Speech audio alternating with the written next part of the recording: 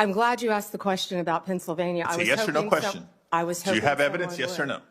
Senator, I was hoping you'd ask the question. Do you have evidence, yes or no? I traveled to Pennsylvania. Do you have the evidence, yes or no? I traveled, Senator, to Pennsylvania. Okay. You're not answering my question. If you have no evidence to offer, let me ask you this. Will you now retract your previous statements that Trump won Pennsylvania in the 2020 election, yes or no? Oh, Senator, I traveled to Pennsylvania, and let me tell you what I saw firsthand. Yes or no? I didn't talk about California because I was not in California. I talked about... Yes or no? Last time I'm going to ask. I talked about Pennsylvania because Mr. Chair, I was there. I'm going to move on because you're clearly not answering my questions. And I want to know, colleagues, for everybody. So, right from the start, you could feel the tension. The senator wasted no time questioning Bondi's independence, especially her ties to President Trump. He brought up the 2020 election, pressing her about her appearance in Philadelphia with Rudy Giuliani. Bondi, calm and composed, tried to reply to the senator's question. He kept cutting her off, demanding a yes or no answer. And guess what? Bondi refused to be steamrolled. Let's dive in. I continue to have significant reservations on your ability to function as a truly independent Attorney General for your friend.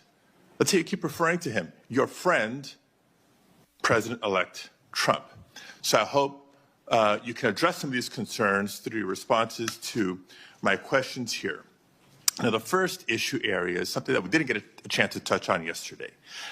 So I actually want to follow up on some of Senator Durbin's questions from earlier about the 2020 election. And to be specific, on the day after the 2020 presidential general election, you traveled to Philadelphia to appear alongside President Trump's then attorney, Rudy Giuliani.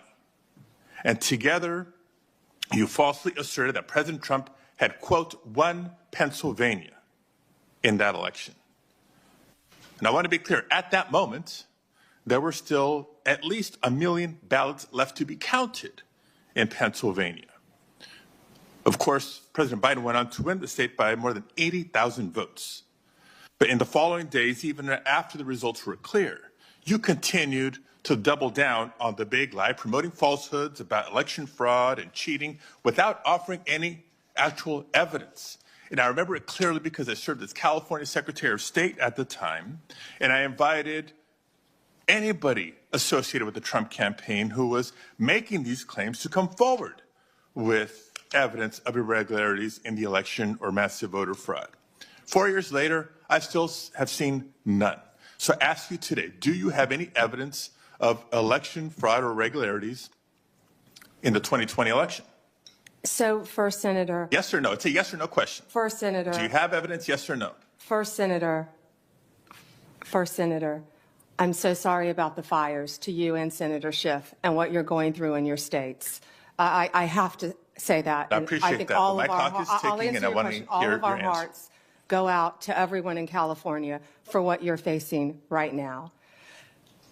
I'm glad you asked the question about Pennsylvania. It's a yes or no question. Do you have evidence, yes or no?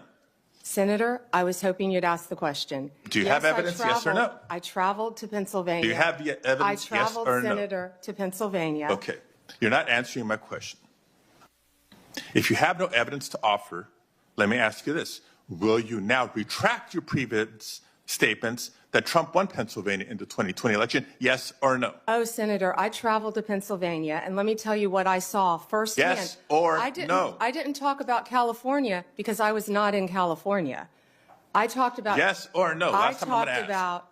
I talked about Pennsylvania because I was there. I'm going to move on because you're clearly not answering my questions. And I want to know, colleagues, for everybody, members of the committee and everybody watching, that the attorney who stood beside Mr. Giuliani was making very similar statements. And he has since been disbarred from multiple jurisdictions for making these false claims about the 2020 election in court. And like Mr. Giuliani, as you've noted today, you've taken an oath to uphold the Constitution just as an attorney.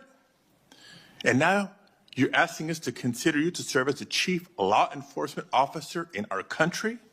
So it's imperative, Ms. Bondi, that you subscribe to facts and evidence and not politically convenient conspiracy theories. Your job will be, your job will be to protect voters and election workers, not to undermine and dox them. Now, I know that earlier you agreed that Joe Biden is in fact president, but many of the president-elect's inner circle continue to spread the big lie about the 2020 election. Let me move on to a different topic. Senator, you were speaking. May I speak? You cut me off when I was speaking. When I ask you the next question, you can speak, and I hope you answer, Ms. Bondi. Well, I'd like to answer the previous one, Senator. When we met yesterday, you pointed your finger at me and said you were speaking. You did not seem to be familiar let me answer my question. I'm not going to be bullied by you, Senator the 14th Amendment of the United States of America, which was deeply disappointing. I guess you didn't want to hear my answer with it about today Pennsylvania. After I gave an opportunity to. Things heated up even more when the senator asked Bondi about immigration. He pushed her to agree or disagree with a controversial statement on immigrants. Bondi passionately defended her immigrant grandparents, making it clear she didn't share those views. In the final moments, the senator continued to press, but Bondi remained unwavering. She promised to uphold the Constitution, even offering to meet and discuss concerns further. The senator, clearly out of patience, ended with a snarky remark about looking forward to the next round. But let's be real, Bondi had already won this round. What a showdown, right? Pam Bondi didn't just hold her own, she dominated. What do you think? Was the senator out of line, or was Bondi just too good? Drop your thoughts in the comments below, and don't forget to like, subscribe, and hit that notification bell so you never miss an update. Until next time, stay tuned for more political face-offs and fiery debates.